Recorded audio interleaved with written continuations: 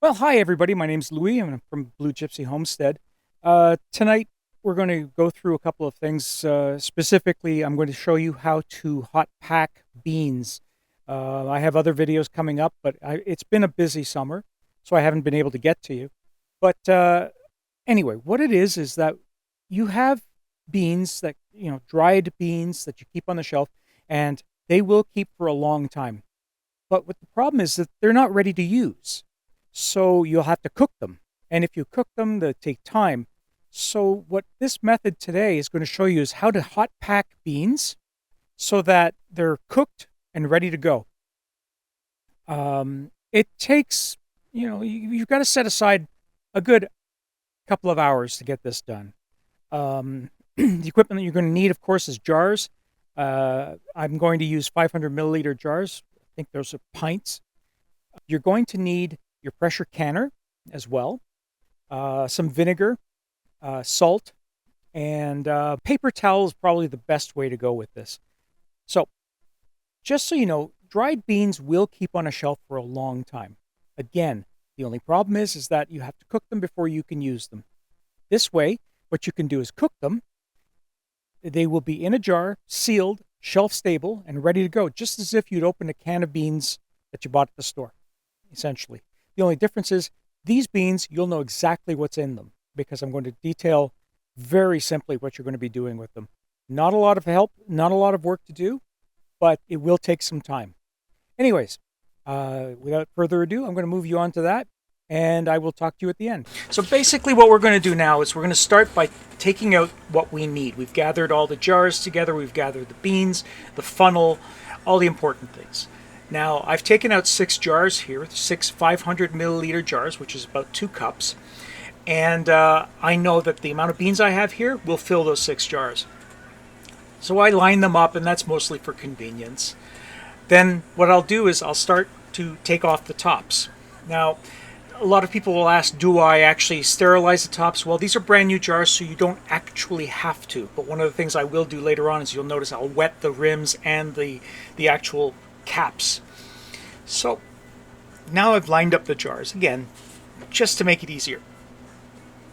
I pull out my 1/2 cup measuring, and so I'm going to put exactly 2 each jar. Go by whatever size jar you have, but prefer the small jars because what they'll do is when they're in the pressure cooker, they'll take less space. The other thing is, of course, how many beans can you eat? So this is roughly the size of a can of beans that you would buy in the store. All right, so I've put all the 6 jars.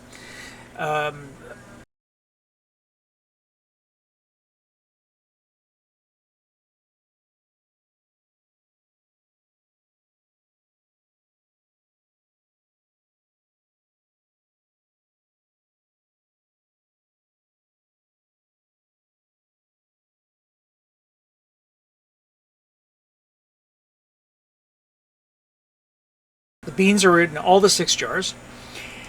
And now what I'm going to do is I'm going to add salt, just regular table salt. I would only add about a 1/2 teaspoon of salt in each jar. Really, you don't need much. I use sea salt. I mean, it doesn't matter. The only thing you shouldn't use is kosher salt because if you use kosher salt, then you have to adjust for it. You'll have to put a little bit more. Then again, if you don't like that much salt, you don't have to put any. The salt is strictly for taste. Now, what I'm doing here is I'm pouring water into each jar, and I'm basically filling up the jar to the base of the neck. Again, arbitrary size, arbitrary amount. This is the amount I find works the best. So now that all the 6 jars have their water, I need to wipe down the rims. So I use white vinegar and a paper towel. I'll take the vinegar, just pour it on the paper towel, and then one after the other, I'll go over the jars and wipe the rims. What is this for? Well, sometimes there's dust in the beans, and if that got onto the rim, the bottle may not seal properly. The jar may not seal properly. So you wipe it down with vinegar, and it also does a bit of sterilization, but honestly, that's not the biggest thing for me. It really is just to just to clean it up. Now I'm wiping down the lids, and the reason I'm doing that is just to, again, clean them off if there's any dust or anything like that. Are they sanitary already? Yes, they are. They don't need to be sanitized. So once I've wiped down all the lids, oh, by the way, I use brand new lids every time I do pressure canning, because once they've pressure canned, it changes the seal. You really don't want to reuse those. I screw on the rings. Make sure they're hand tight. You don't have to make them very tight, but they have to be hand tight. You want to be able to allow steam to escape.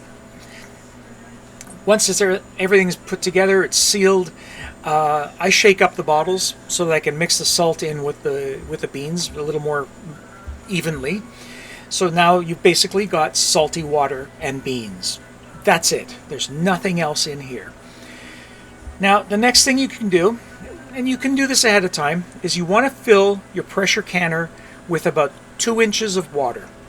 Now, I put 2 inches of water because I want to make sure this is going to be a long process. So I want to make sure there's enough water in there to make it all the way through. Then I'll add a little bit of vinegar, and the vinegar's in there just really to take off. I put the jars into the pressure cooker,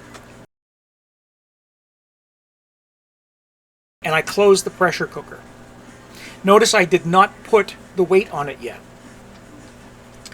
The next thing I'm going to do is I'm going to turn on the burner, and I'm going to just basically wait for 10 minutes until I see this jet of steam that you see coming out here. So that's the first step.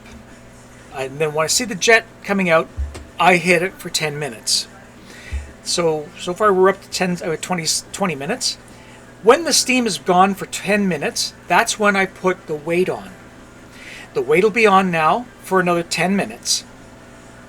So what this does is it helps the pressure canner build up pressure inside. You'll notice there's a lot of steam escaping. This is normal. You want to see that thing jiggle.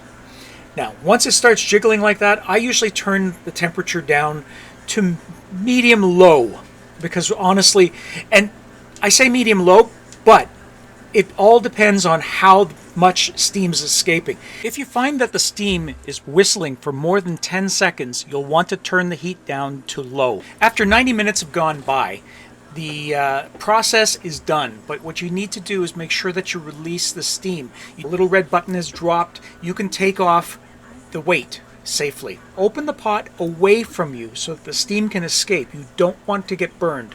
Take the individual jars out with the handles and place them on a towel, or, as I'm doing in my case, a raised rack. This will allow the jars to cool off on their own. Once they are cooled off, you'll notice that the tops have popped, but once they can be touched, which is again about an hour, pick up the jars individually, rotate them, and that just makes the liquid inside circulate, whatever liquid is left, and you'll see there's not a lot of liquid left.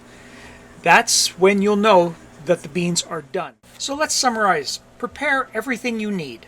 Your pressure canner, your mason jars with new lids, your beans, a measuring cup, white vinegar, salt, table salt, half teaspoon measuring spoon, paper towel, a cooling rack or folded towel, a jar lifter, a timer, patience. Always stay safe when dealing with pressure canners, heat and steam. Allow 2 to 3 hours for heating and cooling of the pressure canner. Thank you for watching.